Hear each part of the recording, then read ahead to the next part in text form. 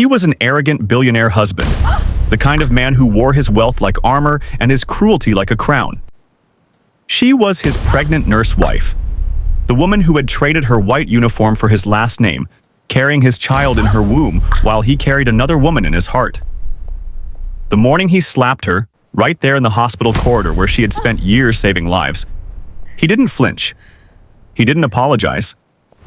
He walked away smiling, straightening his designer cufflinks as if he had just swatted a fly, unaware of the one detail that would eventually unravel everything he had built. He was unaware who her brother was. Not a classmate, not a colleague, not a quiet man who would let it go. But the universe has a strange way of collecting debts.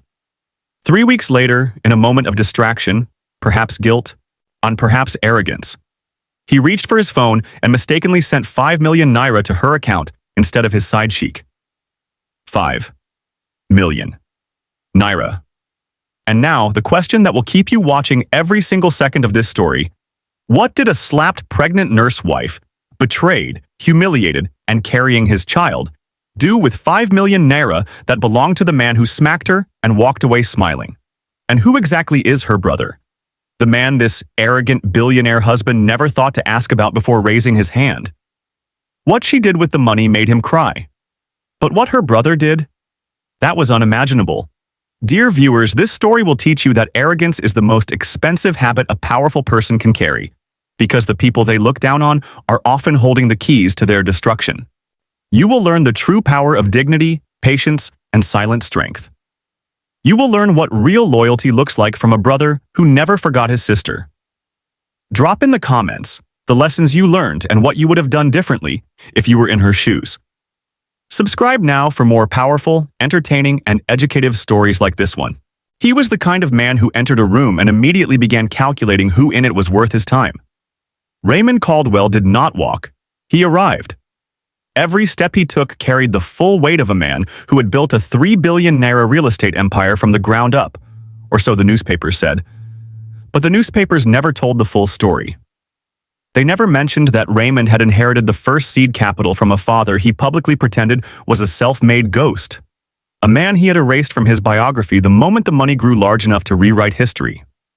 The newspapers never printed the part where Raymond Caldwell, the celebrated billionaire, was simply a well-dressed continuation of inherited arrogance. But Diane Caldwell, formerly Diane Whitfield, had not known any of that the evening she met him. She had been 26, fresh out of nursing school, working double shifts at Crestview General Hospital in Atlanta, sending half her paycheck home to her mother and her brother in Memphis. Raymond had been admitted for exhaustion, the kind of exhaustion that only comes to men who drink too much at business dinners and call it networking. He had been charming that night, disarmingly, dangerously charming. He had looked at her like she was the only real thing in a room full of noise, and Diane, who had spent her entire life being practical, being responsible, being the last person to believe in fairy tales, had felt something loosen inside her chest. But fairy tales, she would later learn, are only beautiful before you step inside them. They married 18 months later. The wedding was the kind that trended on social media for a week. Flowers imported from 3 countries, a dress that cost more than her mother's house, 400 guests who applauded a union that looked, from the outside, like destiny. Her brother, Cole Whitfield, had stood in the front row that day with his arms folded and his jaw tight. He had pulled her aside the morning of the ceremony in the small room where she sat having her makeup done and said quietly, "Diane, you can still walk away. I will handle everything." She had laughed and kissed his cheek and told him he was being overprotective. She did not know then how precisely right he was. The first year of their marriage, Raymond was distracted but present. The second year, he was absent but apologetic. By the third year, he had stopped apologizing, and he had a language for control that did not require raised voices. It came through silence, through the slow removal of her independence, through the casual way he would dismiss her opinions at dinner parties, laughing and saying, "Diane is a nurse, not a businesswoman," while the guests chuckled and she smiled, because she had learned that smiling was the armor that cost her the least energy. But she had kept working. That was the one thing Raymond had never been able to take from her: her profession. Nursing was not just her career. It was her identity, the version of herself that existed before Raymond, the part of her that still remembered who Diane Whitfield was before she became Diane Caldwell. She was 4 months pregnant the morning it happened. She had just completed a night shift, 12 hours on her feet, monitoring post-operative patients, charting vitals, holding the hand of a 60-year-old woman who was terrified of dying alone. She was walking down the third-floor corridor of Crestview General, her scrubs wrinkled, her feet aching, her hand resting instinctively on the small curve of her belly, when Raymond appeared at the end of the hallway. He was not supposed to be there. She saw immediately that he was not there for her. His eyes were sharp, his jaw set, the expression he wore when a business deal had gone wrong and he needed someone smaller than him to absorb the anger. He had clearly driven there with a specific purpose, and that purpose crystallized the moment she asked, in a voice careful and low, "Raymond, what's wrong?" What followed lasted less than 4 seconds. His hand connected with the side of her face with a sound that silenced the corridor. A tray clattered somewhere behind her. Someone gasped. Diane's hand flew to her cheek, her other hand gripping her belly by instinct, her eyes wide, not with pain, but with the specific, shattering shock of a woman realizing that the worst version of her fear had just become real. Raymond straightened his jacket. He looked at her, not with regret, not with horror at what he had just done, but with the cold, finished expression of a man who had handled something. Then he walked away, smiling. And in that corridor, surrounded by her colleagues who had gone completely still, Diane Caldwell stood with her hand on her unborn child and felt something inside her. Something that had been bending for 3 years. Finally, quietly, permanently snap. She did not cry. But the woman who had laughed at her brother's warning on her wedding morning was already reaching, somewhere deep in her memory, for his face. There are 2 kinds of powerful men in the world. The first kind buys billboards with his face on them. He names buildings after himself. He walks into rooms and needs everyone to feel his arrival. Needs the silence, the turned heads, the whispered recognition. Because without the performance, he is not entirely sure he exists. Raymond Caldwell was this kind of man. The second kind is different. The second kind has nothing to prove and everything to protect. He does not advertise his power because advertising it would only slow him down. He moves quietly, builds carefully, and loves fiercely. And the only time the world ever truly sees him is the moment someone touches what he loves. Cole Whitfield was this kind of man. And Raymond Caldwell, in 3 years of marriage to Cole's sister, I had never once thought to ask a single serious question about him.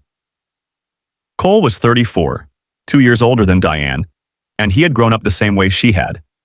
In a small house in Memphis, with a mother who worked 2 jobs and a father who had left before Cole was old enough to remember his face. That absence had not broken Cole, it had built him. By the time he was 15, Cole was the one making sure the electricity bill was paid.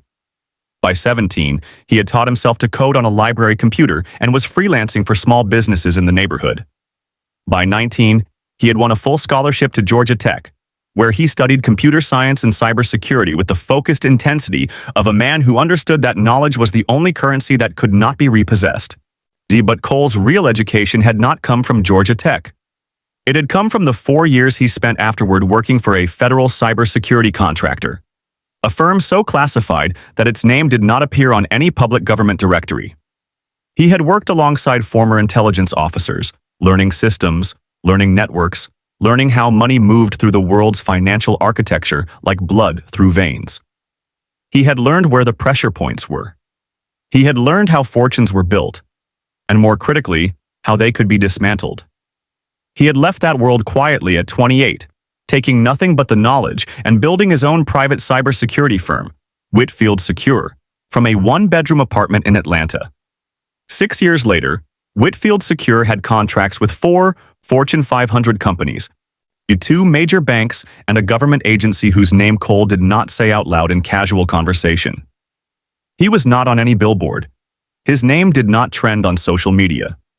But the men who truly ran Atlanta, the ones whose decisions moved markets and shaped policy, knew Cole Whitfield's name, and they said it carefully. Raymond had met Cole exactly 3 times. At the engagement dinner, where Cole had been polite and watchful. At the wedding, where Cole had been present and quiet.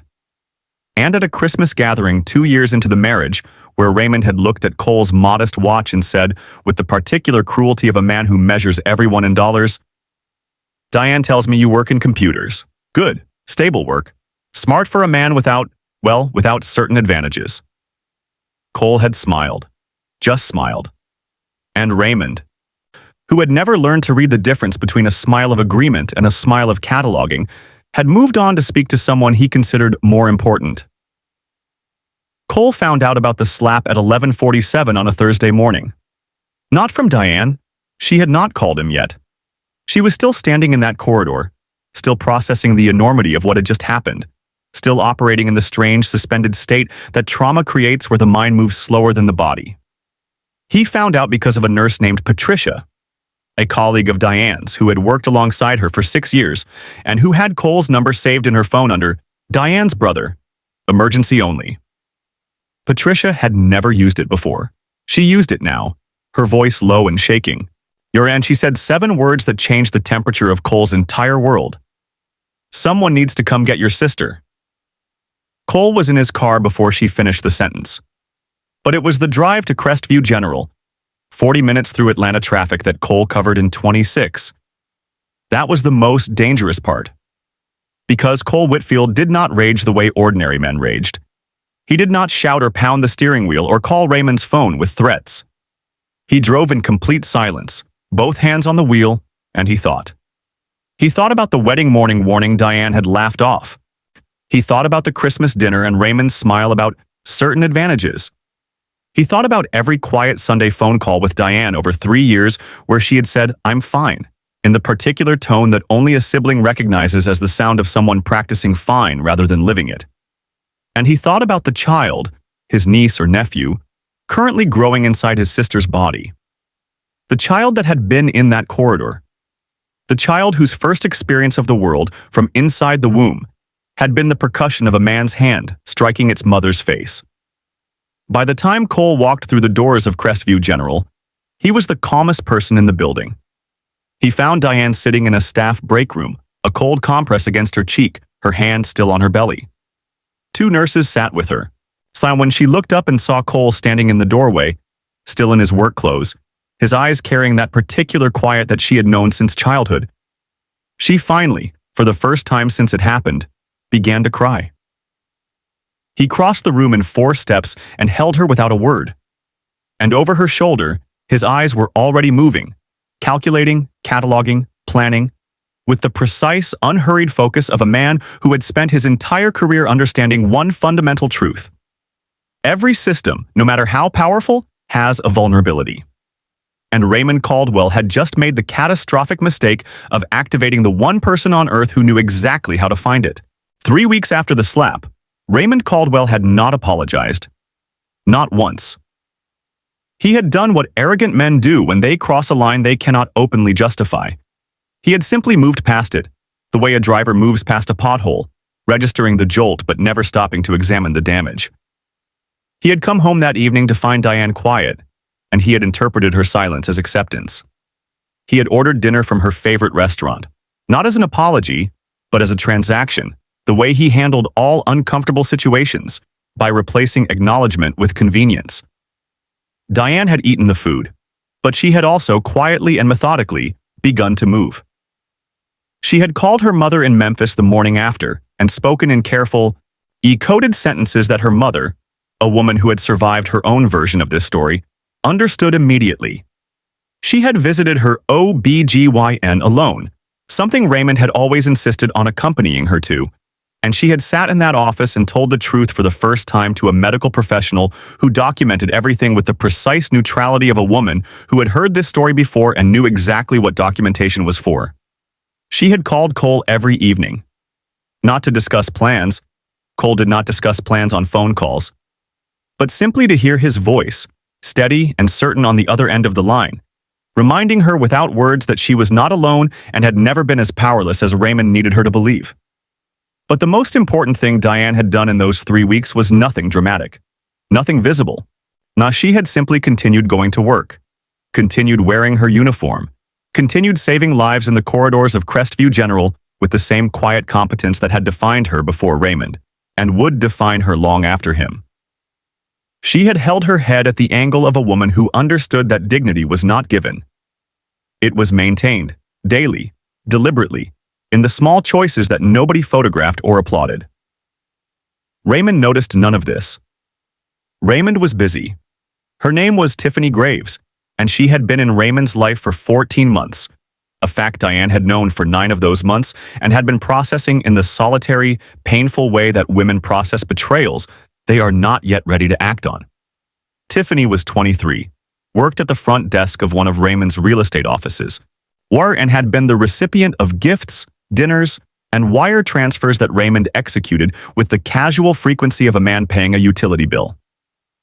On the evening of the mistake, Raymond was in his home office, a room Diane was never invited into, sitting behind his desk with his phone in one hand and a glass of bourbon in the other.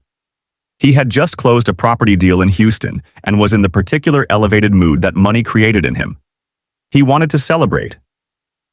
He pulled up his banking app, navigated to his saved recipients, and typed a transfer amount with the loose-fingered confidence of a man who had never once suffered a consequence. 5 million Naira, a celebration gift for Tiffany. He hit confirm without looking at the name on the recipient account.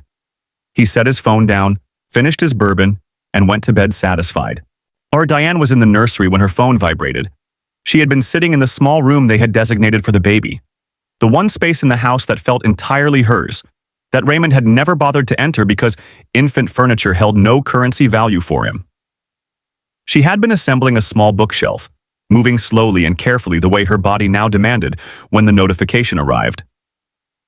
She looked at her phone, read it once, read it again. Then she sat very still for a long time, one hand on her belly, her eyes moving between the notification and the middle distance, her mind working with the calm, analytical precision of a woman trained to make critical decisions under pressure, because that, at its core, was what nursing had always taught her. Not just how to heal, but how to think clearly when everything around her was in crisis. 5 million Naira sat in her personal account. The account Raymond did not know she had maintained separately since the first year of their marriage. A quiet act of self-preservation that her mother had insisted on in a phone call Diane had almost dismissed as paranoia. Her mother had not been paranoid. She thought about what most people would expect her to do. Return it, and watch Raymond redirect it immediately to the woman he was using it to celebrate his betrayal with. Or spend it on herself in anger. A rage purchase that would give Raymond legal grounds to paint her as unstable and financially irresponsible in the divorce proceedings she now understood were inevitable. But Diane Whitfield, and she was thinking of herself by her birth name now, had been for weeks, did not make decisions from anger. She made decisions from clarity. She called Cole. He picked up on the first ring, the way he always did when it was her number. She told him about the transfer. There was a silence on his end.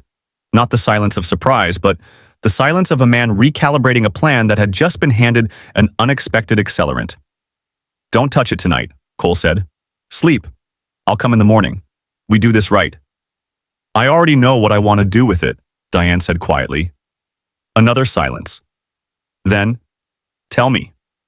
She told him. And Cole Whitfield, who had not smiled since the morning Patricia called him, smiled slowly in the dark of his apartment.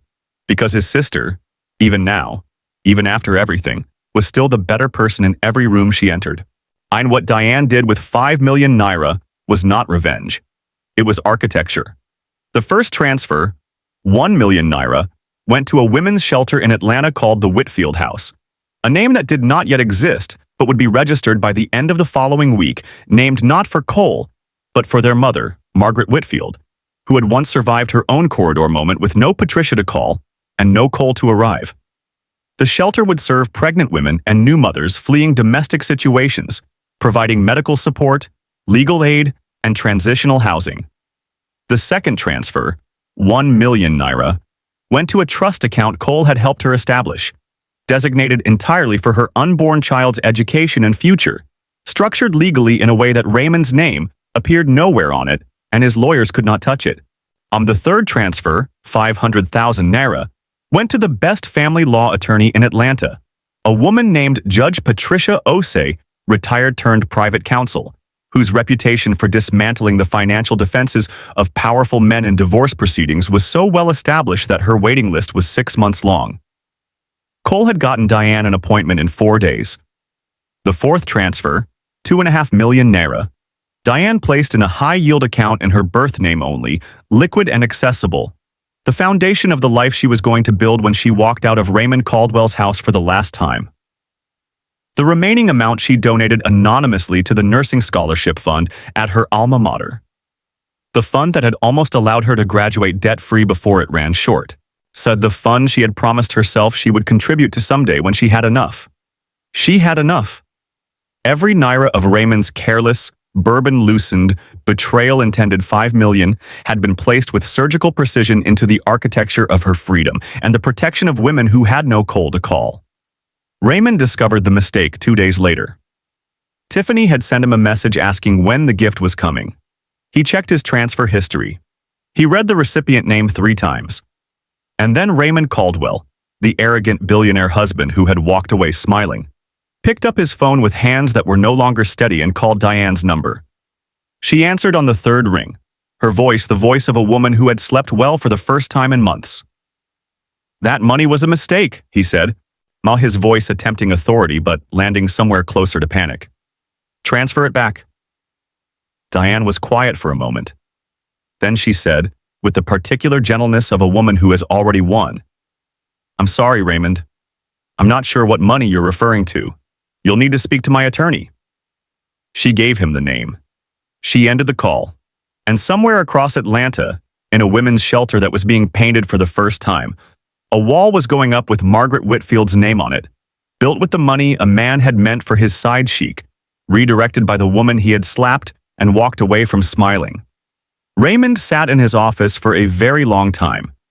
And for the first time in as long as he could remember, he felt something he had no name for, because arrogant men rarely develop the vocabulary for it. It felt, disturbingly, like the beginning of tears. Cole Whitfield had not done anything yet. That was the part Raymond did not understand, could not understand, because men like Raymond always assumed that power announced itself before it moved. They assumed that threats came with raised voices and dramatic confrontations, that enemies declared themselves before striking, that danger always wore a recognizable face. Raymond had spent 3 years looking at Cole and seeing a quiet man in a modest watch who worked in computers. But Cole had not been waiting to announce himself. He had been building a file. It had started the morning Patricia called him, the 40-minute drive that Cole had covered in 26, both hands on the wheel, thinking with the cold architectural precision of a man who understood that emotion was a resource to be deployed strategically, not burned immediately. By the time he had held Diane in that break room, Cole already knew the shape of what he was going to do. Not the details. The details would come from work. But the shape, the direction, the destination. He had gone home that evening and opened a new encrypted folder on his secure server. He had labeled it simply RC. Over the following 3 weeks, while Diane was documenting, while Raymond was ignoring, while Tiffany was waiting for a gift that had already been redirected into a women's shelter, Cole had been doing what he did better than almost anyone in the country. He had been following the money. Not Diane's money. Raymond's money. The full architecture of Raymond Caldwell's financial empire. The real estate holdings. The shell companies registered in 3 different states. Or the offshore accounts that Raymond believed were invisible because the lawyer who had set them up had assured him they were constructed carefully. But carefully constructed by a real estate lawyer was not the same as carefully constructed against a federal cybersecurity contractor who had spent 4 years learning exactly how the government tracked financial structures that powerful men believed were untouchable. What Cole found was not merely a man who had slapped his pregnant sister. What Cole found was a man who had been systematically defrauding investors for 11 years. The inheritance Raymond had publicly erased, the father he had rewritten out of his biography, had not come cleanly. It had come through a property scheme in which Raymond's father had defrauded 17 families out of their retirement savings in Memphis. Raymond had known, had not only known, had inherited the methodology, refining it, scaling it, applying it to larger investors with the sophisticated polish of a second-generation operation. The 3 billion Naira empire that the newspapers celebrated had a foundation built on money that did not belong to Raymond Caldwell. It belonged to people who had never recovered from losing it. Cole had their names, their documentation, their losses mapped against Raymond's gains in a financial forensic report so precise and so thoroughly sourced that when Cole's attorney, a former federal prosecutor named Douglas Hale, reviewed it on a Thursday afternoon, he had sat back in his chair and said quietly, "Cole, this isn't a divorce case, this is a federal case." "I know," Cole said. "No, that's why I came to you." The package arrived at the offices of the Atlanta Financial Crimes Division on a Monday morning, 3 weeks after the mistaken transfer, 6 weeks after the slap. It was delivered by Douglas Hale personally, accompanied by a 340-page forensic report, digitally authenticated source documents, and an encrypted drive containing 11 years of financial records that Raymond's offshore lawyers had believed were permanently beyond reach. By Wednesday, Raymond Caldwell's accounts were frozen, not suspended, not flagged for review, frozen. He discovered it the way powerful men always discover their unraveling, not through a dramatic confrontation, but through the sudden, bewildering failure of the ordinary. His card declined at a restaurant where he had eaten every Thursday for 4 years. He called his bank and was transferred 3 times before a compliance officer informed him, in the careful language of institutions protecting themselves, that his accounts were currently subject to a federal hold and that he should contact his legal counsel immediately. Raymond called his lawyer. His lawyer, who had received his own set of documents from Douglas Hale 48 hours earlier, documents that implicated the lawyer's own role in structuring the offshore accounts, informed Raymond in a voice stripped of its usual warmth that he would no longer be able to represent him and wished him well. Raymond sat in his car outside the restaurant for 45 minutes. The press release came from the Atlanta Financial Crimes Division on a Friday afternoon. The kind of Friday afternoon release that attorneys and investigators choose deliberately because it hits the weekend news cycle when subjects have the least institutional support and the most public exposure. Raymond Caldwell's name appeared in the 4th paragraph of what became, by Saturday morning, the most shared financial crime story in Atlanta in a decade. By Saturday afternoon, it was national. The photographs the media used were the ones from his own social media, the billboard images, the gala photographs, the carefully curated evidence of a man who had needed the world to see his power. Every image that Raymond had posted to perform his wealth now served as the illustration of his fraud. The narrative wrote itself. And it wrote itself in the language of every person who had ever been dismissed by a man in an expensive suit. His business partners issued statements by Sunday. His investors filed civil suits by Monday. The real estate empire, 3 billion Naira built on inherited fraud and sustained deception, began to collapse with the specific, irreversible momentum of a structure whose foundation had always been compromise. Tiffany Graves, it emerged, had already changed her relationship status. Raymond appeared at Diane's door on a Tuesday evening. He had lost weight in 3 weeks in the visible, rapid way that stress strips men who have never known real hardship. Because Raymond had never built the internal architecture for difficulty, had only ever built the performance of strength, and performances do not hold when the audience disappears. He stood at the door of the house that was now, per the emergency legal filing Diane's attorney had executed, legally encumbered pending divorce proceedings, meaning Raymond could not sell it, transfer it, or leverage it without court approval. He looked, for the first time in the 3 years Diane had known him as her husband, genuinely small. She opened the door but did not step aside to let him in. "Diane," he said. His voice had a quality she had never heard in it before, unsteady, stripped of its performative confidence, carrying the raw, unpolished texture of a man who had run out of armor. I need to talk to you.